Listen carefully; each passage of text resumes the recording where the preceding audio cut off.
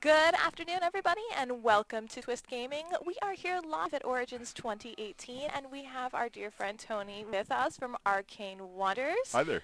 Tony, you guys at Arcane have a pretty decent list of new and upcoming releases coming out, Yes. and we're really excited to be able to be working with you guys on some of those new releases Yeah. today. I've actually been having a lot of interesting trying to make sure I'm showing everyone here at Twist Gaming new things whenever I come on. So it's been You fun. have all my new stuff! So this, however, is Yes. definitely new. So Yes. I think we head right over to the board cam. Yeah. Awesome. Well, first I just wanted to show the box. Yeah. So this is a pre-production unit, straight from the factory, and I'm showing off prototype components here. So it's not 100% what you're going to Disclaimer get, that but it's close. And this is RWBY Combat Ready. It is a game based on the RWBY anime series from Rooster Teeth, and we've had the pleasure of being contacted by them to design the game, and now we're actually bringing it into the hobby retail market as well. So we're really excited about this, and very cool. we're looking at around Gen Con and RTX launch. So Okay. the Rooster Teeth Expo as well as Gen Con, we're looking at having units available definitely to demo and hopefully Maybe early for release sale, pickup early at Gen release. Con, and then after that we're going to retail. Yes, yes, Perfect. something along those lines. And just wanted to show off the box briefly. It's And like a good sized box. yeah, no, we're really happy with how this is turning out. So we have little minis previews, but we'll get to that here in a Sounds second. good, and so. I've got hand cam so we can definitely get the close-up shots Yeah. of that.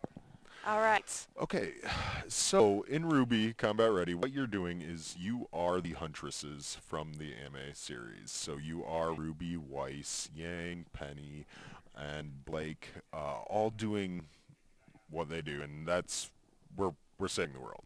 Okay. So we are saving Remnant. Basically, we're going against a villain. In this case, we're going to go against Roman Torchwick. There's also Adam Taurus and Cinderfall. Okay. All villains from the series Okay. that progressively have different ways that they're built. The game is a 2 to 5 player cooperative game. Okay. So each of us will be taking on the role of one of the huntresses. Okay. In this case, I have Penny in front of me, and I'll be acting as if Penny were the active center stage character. Sounds So good. the game itself runs across a center stage concept, and this is a really new type of setup because what you're doing is one player is taking on the villain, Okay. and everyone else is assisting that player Okay. while they are center stage. Okay. So what happens in the game is you'll have a hand, and so you'll have your hand of cards, and when you go against the villain, you will actually have different speeds, but you will be playing your entire hand before any other cards are drawn. So you're going to be attacking the villain based on the speeds of your cards. So if you were to look at like this, yellow, purple. So if you're That's looking the at this, appropriate color. the top left indicates the speed of the card, and then as you go down, it goes the damage, the abilities, and so on. Okay. But when you are center stage, you are going straight up against the villain's card with that speed, and Okay. any bonuses that go on. That's it. So let me Yeah. back this up just to understand the whole center stage Yes. concept. So if this is a supporting character Yes. to your main stage character, then what's the significance of the speed here? Is that just Okay. So they can do one of three things. Okay. So the supporting character could assist me Okay. by using the assist ability, which is down on the bottom. Is that the Dealing sneak attack the here, right? yeah, sneak attack. The other thing that could happen is you could combo with me. Okay. In which case we're going on we're pushing our luck in a fashion by combining our speed and taking the lowest number. So here, let me just run through that before we Yeah. do this. So let's say we're looking here. You see Roman Torchwick has an aggressive stance. The villain deck will actually show you different stances, Oh, that's which cool. give you an indication of what's kind of to come. Okay. So Roman has an aggressive stance. So I am going to choose one of my higher speed cards in hand. So probably like I like my 9 because Okay. it's a couple damage. I'm going to actually pick that as my hero card. So that will go here. And also I'm center stage, so my miniature will go up top. Okay. Uh, so I chose my card. The villain's cards are, each player is going to choose what to do. Now everyone isn't always centered around the villain. There are also objectives. Okay. And objectives in this case, we have Grim Onslaught. Grim are the monsters, the soulless beasts in RWBY. Let's see if we can get this just a little. It's a little Yeah, a little transparent there transparent. with the yellow. Yeah, this is actually a prototype piece. This is going to be a smaller 5 by 3.5 card. Okay. But what it says is that every duel you draw 2 Grim cards and you put them into play. So there are these 2 Grim cards that the non-center stage characters need to deal with, or else they'll end up dealing damage towards the end of the duel. So are these minions to the main villain? Yes. Okay. So each turn, every duel, more and more of these cards will come into play. So what's going to happen is we're going to go through the round. I played my hero card. Each player will go ahead and reveal a card. So Blake will take that card, and you know what? Blake is going to go against this Grim Okay. here. Yang is going to actually combo with me because she has a 10. She's like, I'm gonna combo with Penny over here. Okay. And then Weiss, let's see what Weiss wants to do. And you're not just be playing off the top of your deck. You're going to be playing from your hand. So Are you discussing strategy with the team, and you Yes. said it's co-op, but Yes. some co-op it's you pick what you're gonna do and we'll No, this roll is with it. absolutely want to cooperate Okay. as much as possible because one of the things about RWBY Combat Ready is this is a game that, depending on what villain and objectives that you choose, it can scale from being very easy, where intro players who aren't really into modern board gaming can come in and play and have a good time and win, Okay. to I have scenarios and combinations where my internal team can't beat it. So it's an honest to goodness So, challenge yeah, for we can seasoned board gamers. Yeah, we This can is run what it to a point where they have very difficult challenges. All right. So so you'll have a variety of scenarios in the scenario book, along with a variety of objectives. So we have recommended ones in the book that, hey, try these out. It's a campaign. You can go scenario through scenario, or you can choose and pick and match your own. Okay. And when you do that, you can get some really deadly combinations, and that's basically what we wanted to do. So everyone is going to be cooperating. Okay. Everyone is going to be playing these from hand. I kind of reset it up so that we have a round going, so Sure. I can show off a card. Yeah.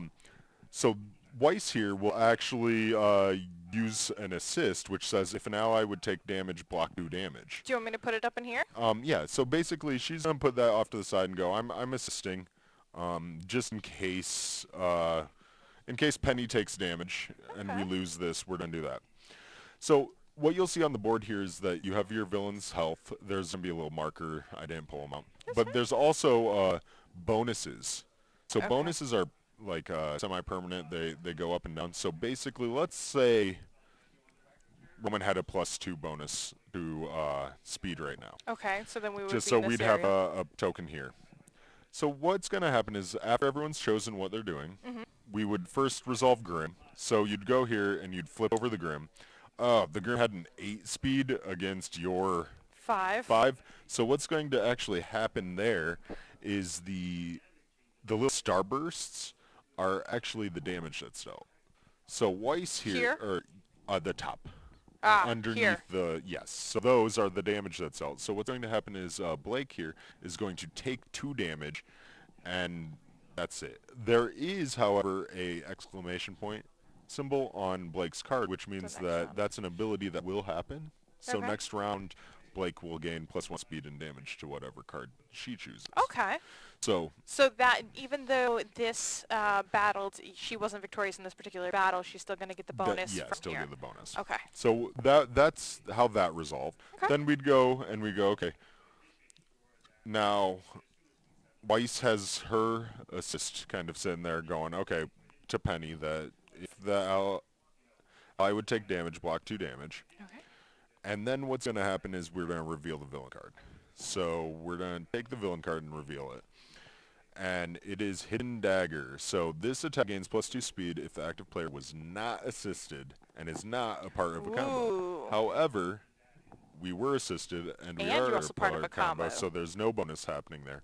And our speed is higher at 9 because what happens here, this is going to probably not show up that great, but these, it wasn't too bad. These two cards are going to actually be the combo that Yang and Penny made, but the speed is going to be 9. Oh, So is that because that's what Penny's Yeah, speed was? it's because it's not what Penny's was. It would be the lowest speed card that was played in the combo. Okay. Period. All right. So what happens there is the lowest card speed was 9. 9. So that is going to be 9, and 9 is higher than the 6. So, and that's fine. And now, we in the scenario we were talking about the token with the, we're talking would about be the token 8. with the bonus speed, so it would be 8, but we would still be victorious because we have 9. Yes. So Okay. what would happen there is that would be discarded. We would move up the amount of damage that was dealt. So we dealt 3 starbursts of damage, so we'd move 3 spaces on the board forward. The villain always moves 1. Okay. So what happens in the duel is, as you go on, these cards would be discarded. As you go and progress, you will get little bonuses like all players draw a card, gain 1 experience, gain a speed, gain another experience. And so you're pushing your luck because you want to deal more damage to the villain to not only defeat them, but also to get gain all these additional experience and get bonuses. The villain is continuously going up. And then once the villain gets into this bash area, basically once you hit into here, the duel will end. You'll be bashed, and you will lose that duel, and your player would then be knocked out of center stage, and the next player would be going into center stage. Okay. So when you decide if you get into this zone, Right. you can decide to stop pushing your luck and play your ultimate card, which I didn't have pulled out. What's interesting here I see off the bat is that your villain has got significantly fewer stops to the end than you do. So, but once you hit this area, you can choose, okay, I'm going to end this duel, and I'm going to use my ultimate. Okay. And it says ultimate on the card. It's always available. And it says unavoidable, and it's bash. So for the first round of each duel, Penny gains. So that's what's you're going to get. You're going to get a bonus after you do the ultimate for the next round. Okay. But basically, you smack the villain with the bash, and the whole concept of this is in the series of RWBY, the anime series, there are always high impact scenes where it's one-on-one combat between 2 characters. And when that occurs, then what happens is typically anime style, someone gets knocked half a block away through the building. Dramatic, very explosive. And that's what we wanted to kind of bring about with this concept, is that you're going to have a set number of cards, a set number of rounds for each duel, and then it will reset. The next player will become center stage, and then it's them against the villain. So this is rotating. It's going to be rotating rotating through the cooperative players. And each villain card has different stances. Like I said before, there are and here's the subtle stances have a more sneaky type things that occur. Balanced stances have very middle calm range, but there are some sneaky things in there. And then like this one's a sneaky one in particular. So this is balanced on this if that side. came up, once it came up, you're probably going to deal damage to Roman on that card, but then Roman's going to gain a +2 speed bonus. So the next cards coming up are going to be progressively harder. And as you play, you keep going until you hit some of these cards too. These are events. Okay. So once you hit an event, you'll hit iconic things from either the series that occur, or you'll have very thematic type events happen. So this is one of, and just because I know this is not going to show up in green screen, that's one of your event cards with the green background, and this one is Hot Pursuit. Yeah, and what happens here is basically when Roman plays an aggressive attack, he gains a +1 speed bonus. At the end of the So round. Oh. Roman's whole shtick, his whole thing is basically he's gaining speed bonus, speed bonus. So in the beginning, he's very weak, and you might be able to take advantage of that and gain Really knock and out some really knock damage in the out damage. beginning. But the thing is that he's going to progressively get stronger, and his Atlesian power suit is going to come out, and that basically is a giant like mechanized suit that he puts on, and then he becomes it soaks up to 10 damage. Oh, So wow. yeah, so basically you're dealing 3, 4, 2, and then all of a sudden he puts that on. He goes from having a total life of maybe 60, 65 to like 70, 75. That's So crazy. if that comes out before you can do some significant damage, then you're going to be in a bit of trouble. Is this So where we're coming to those scenarios that seem to be yeah, pose some of a challenge? actually Roman's kind of the easiest villain there is. Oh, so his. All right. Yeah, once you get to Cinder, she likes causing some damage. And So are all of the villains kind of? I mean, I'm sure that there's a lot of focus on staying true to the series. Yes. Well, then that's one of the challenges of incorporating. Translating some series into board games is that you want to stay true to the series for your fans, but some things work better in a board game design. So what did you guys take out really to make these villains? You're saying about the speed with the one particular villain? Yeah, so in particular, we kind of tried to get a feel for either the ruthlessness of the character or how the character interacts in different episodes of the series, and we worked closely with Rooster Teeth and the creators of RWBY. So all the art pieces are all original art that was commissioned for this game. Oh, that's cool. Everything in it has been approved by the Rooster Teeth team, RWBY team. So we've just been having an incredible experience working with everybody to make this game as true to the world of Remnant and RWBY as possible. That's awesome. Yeah, no, it's really been an experience because while I've seen the series before, and so has Brian and Benjamin, the designers, we had to rewatch episodes and try to figure out how am I going to do some of these interactions and make the game just really stay true to the feel. And I think we've achieved something that people are going to be really happy with, because you're going to be working together. Yeah, You yeah. have to work together, and that's actually a huge part of the RWBY series. Okay. Is that you have the characters in RWBY who they're learning how to work together. Okay. They're Okay. all Which made co-op yeah, a very easy choice for this, because if you aren't working together and utilizing your own abilities in the same way that if you don't in the series, they're going to lose Right. and have traumatic events occur. So that's kind of how you have to work together. You have to really strive to push forward on the game. And yeah, no, I'm really having fun with it, and we're gonna be demoing it here at Origins for a couple days, tomorrow and Saturday in the booth. So we'll probably start seeing some other previews and stuff of different things coming in there. But yeah, no, it's definitely an experience, and realistically, I can't recall a cooperative game that's anything quite like this on market. So you're like me. I personally have not seen the RWBY anime series. I mean, I can tell you that what intrigues me most about this game, with just the quick overview, is the whole center stage co-op idea.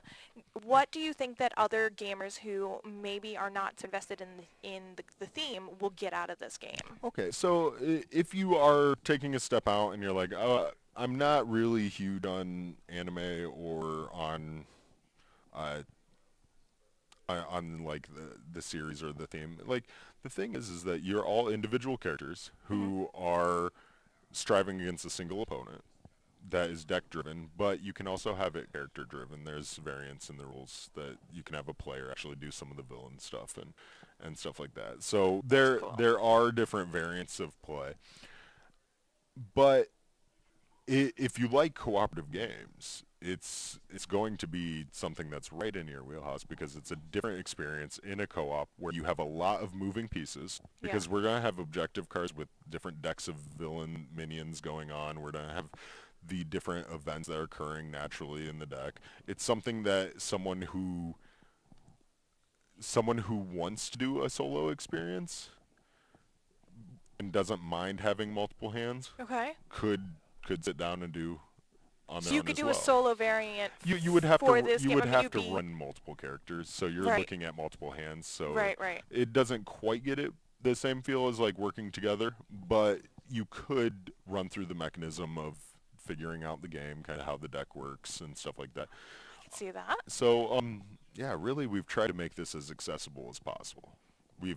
The difficulty scales widely, and that's one of the things that I think is gonna really be something that a lot of gamers enjoy, is the fact that this game can be very challenging. Like very challenging. You sound like, I mean, I know you I, mentioned that I've there's some wa- people in your office well, that have already... I've sat there and I've been like, well, this is gonna be a fun demo. I'm gonna throw these together, and then I'm sitting there and I'm like, oh no, what did I do to these poor people that I'm demoing with?